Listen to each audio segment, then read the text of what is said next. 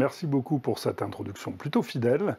Et avant de démarrer dans le cœur du sujet, je voudrais faire un petit pas de côté pour remercier les équipes qui ont œuvré à l'organisation de cette journée pour au moins deux raisons. La première raison, c'est que la problématique des polyexpositions est une priorité définie par le plan national santé-travail 4. Et donc c'est une concrétisation et des éléments de réponse par rapport à ce qui a été précisé.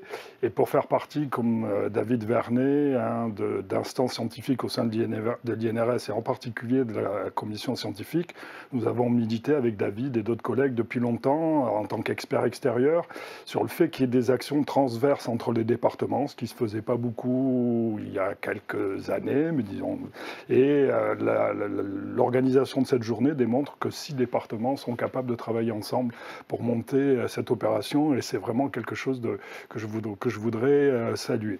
Alors si je change de casquette maintenant, et si je me rapproche du sujet, je pense que la matinée, elle a montré que sur la question des polyexpositions, nous ne savons pas tout, nous ne saurons jamais tout. Et dans un certain nombre d'exposés, on a vu qu'on a abordé la science en train de se faire, la science en train de se construire, en train de valider un certain nombre de modèles dans un ensemble de paradigmes, dans un ensemble de mondes scientifiques spécifiques. Et c'est vraiment important. Mais je pense qu'il faut partir du principe qu'il ne faut pas attendre de tout savoir pour s'engager en prévention.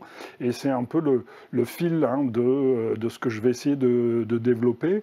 Et autre point introductif, donc jusqu'à présent, effectivement, nous avons entendu les experts chercheurs du domaine, et on en a besoin, les experts en prévention du domaine, et on en a besoin. Et se pose la question, comme vous l'avez posé en préambule, les travailleurs là-dedans, comment est-ce qu'ils se situent ? Et donc l'argument que je vais tenir, ou que je vais essayer de développer sur la base des recherches que nous menons, c'est que le travailleur, c'est un expert de son exposition ou de ses expositions. Il a une expertise, il a une expérience de cela, il a des choses à en dire. Il faut simplement discuter d'un point de vue méthodologique comment on accède à cela, et j'y reviendrai dans le détail. Alors, d'où je parle je suis enseignant-chercheur en ergonomie. L'ergonomie, c'est à la fois une discipline qui s'intéresse au travail et à l'engagement des travailleurs dans le travail pour tenir performance et santé. C'est aussi une technologie qui cherche à améliorer les situations et à transformer les situations.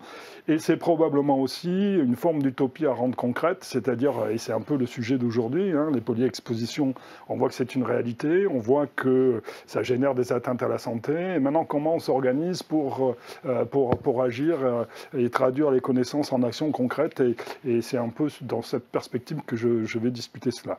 Et le deuxième point concernant l'ergotoxicologie, donc l'ergotoxicologie, ce n'est pas une discipline, ce n'est pas une discipline nouvelle, c'est un champ de spécialité de l'ergonomie pluridisciplinaire où, à partir de connaissances sur l'activité du travail que portent les ergonomes, de collaboration avec des toxicologues, de collaboration avec des épidémiologistes, avec des psychologues, avec des anthropologues, eh bien, on essaie de développer des moyens opérationnel et efficace pour prévenir les risques d'exposition aux produits chimiques. Alors, si je propose une définition et qui recroise ce qui a été discuté ce matin sur l'exposition, se pose vraiment la notion de comment on considère le travailleur dans les expositions. Est-ce qu'ils sont exposés sans savoir qu'ils sont exposés? Ça peut arriver. Est-ce qu'ils s'exposent dans un certain nombre de cas, c'est-à-dire qu'ils ont une connaissance des expositions, ils ont des éléments, des représentations, des perceptions de ces expositions, et ils continuent à travailler dans cette logique-là? Et une question qui est aussi vraiment importante, c'est comment, dans un certain nombre de cas, ils vont exposer d'autres personnes, d'autres collègues, par des expositions directes ou indirectes, on y reviendra. La question de la famille va se poser, je vous donnerai des exemples dans ce point de vue-là. De ce point de vue-là. Et donc, si on va sur la question des polyexpositions, qui croisent ces trois modalités d'exposition, eh bien, comme ça a été présenté ce matin, on voit que l'enjeu, c'est de discuter de dangers d'origine différentes qui vont interagir, se superposer et constituer les polyexpositions. Et pour moi, dans ces dangers, il y a du danger chimique, on en a parlé, il y a du danger physique, et en particulier au sens activité physique, effort, on en a parlé ce matin, il y a du risque biologique, physique, il y a du risque mécanique, mais il ne faut pas oublier non plus toutes les formes de risques qui sont liées à des attaques, je dirais, au processus psychologique de construction de l'identité professionnelle qui génèrent des formes de stress. Et toutes les études sur le stress ont montré qu'il pouvait y avoir un effet sur le système immunitaire. Et donc, on ne peut pas écarter cette thématique-là en lien en particulier avec le risque chimique. Et donc, c'est à partir de ce cadre-là que je vais essayer de vous présenter un certain nombre d'exemples. Et donc la question de départ, comme je l'ai posée, c'est comment on considère le travailleur dans l'exposition. Or, il y a un certain nombre de modèles, plutôt du côté des modèles épidémiologiques, où on considère que le travailleur, il est exposé à un danger, à un flux d'origine chimique, et sans qu'il ait un rôle à jouer, sans qu'on prenne en compte son rôle là. Et dans les modèles, je dirais, autour de l'exposition, de l'expologie, il y a une ligne de fracture autour de cela, et je pense qu'une journée comme aujourd'hui doit permettre d'articuler, je dirais, cet aspect-là, avec des situations où le travailleur, il joue un rôle, il est sujet de son exposition, il a une rationalité par rapport à cette exposition. Et donc, de fait, si on pose ça sous cette forme, on voit que pour résoudre la question de l'énigme que je vais détailler, on a besoin de pratiques pluridisciplinaires qui vont associer à la fois des sciences médicales, des sciences physico-chimiques, des sciences,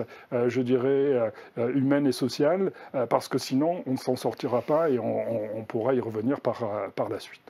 Alors, je voudrais rentrer par un certain nombre de travaux qui ont été menés dans l'équipe, dont les travaux de Nathalie Judon en 2017, les travaux qu'on a pu mener grâce à un financement d'une recherche par l'INCa par l'ARC, sur l'exposition aux vapeurs de résine phénolée formulées dans les industries de l'ameublement, ou sur la fabrication additive, et y compris sur la question des pesticides, j'y reviendrai puisque c'est un sujet que nous traitons dans l'équipe.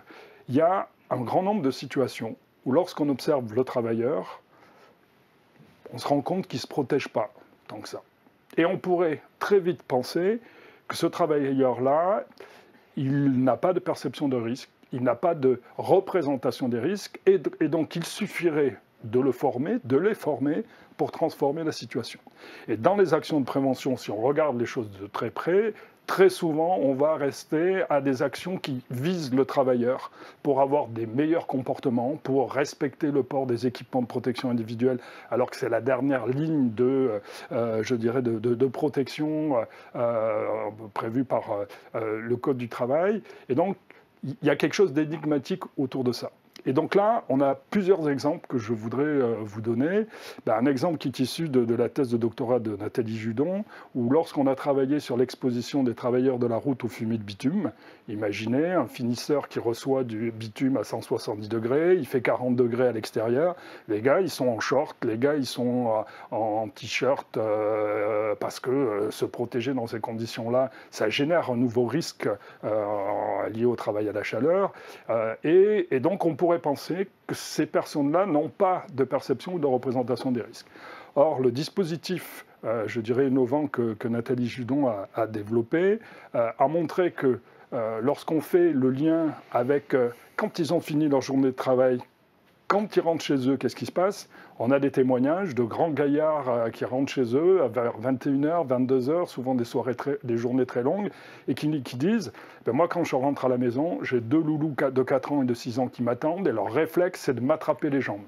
Et cette personne-là, dont on pouvait penser qu'il ne se protégeait pas ou qu'il n'avait pas de perception des risques, eh bien, il va formuler moi, je les évite parce que ma crainte, c'est de ramener des produits à la maison, de contaminer mes enfants. Et d'abord, j'ai une deuxième machine à laver, c'est là où je vais laver mes vêtements. Et donc, toute une stratégie en matière de protection qui est en place.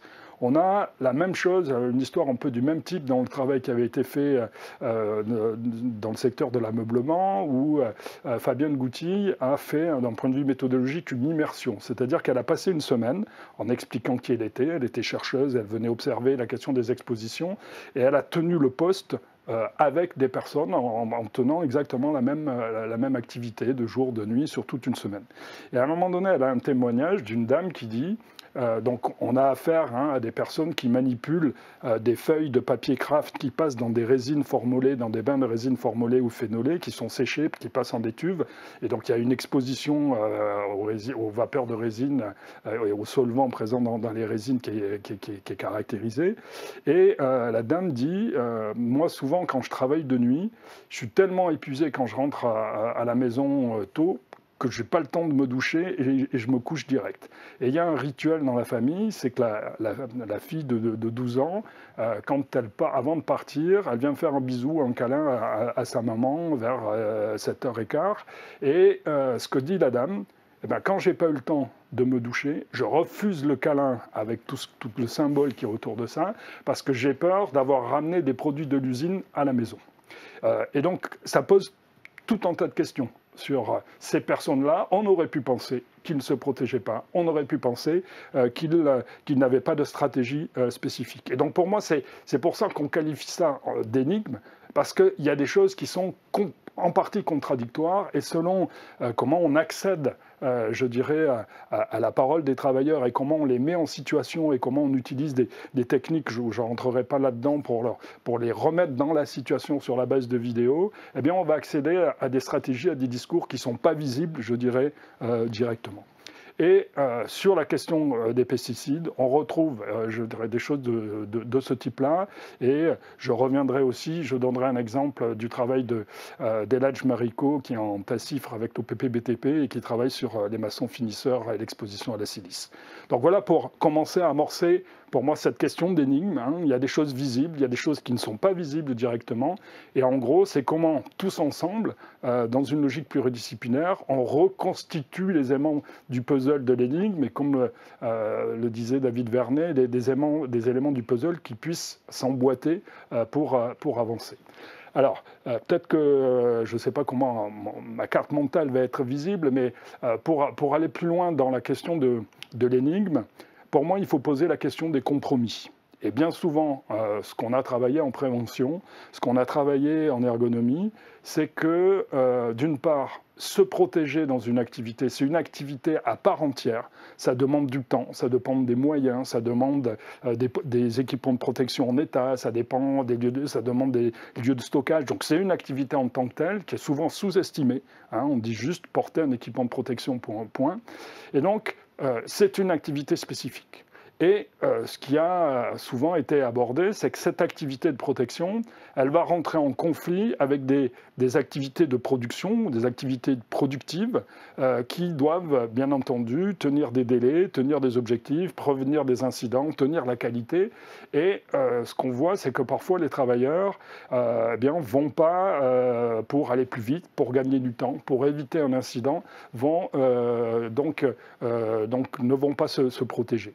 Et à partir des travaux, et en particulier des travaux d'Eladj Marico, ce qui ressort de l'analyse, c'est qu'au niveau de l'activité de protection elle-même, il va y avoir des compromis. Il travaille sur les maçons finisseurs qui sont exposés donc, à de la silice dans les activités qu'ils gèrent, la silice cristalline et cancérogène.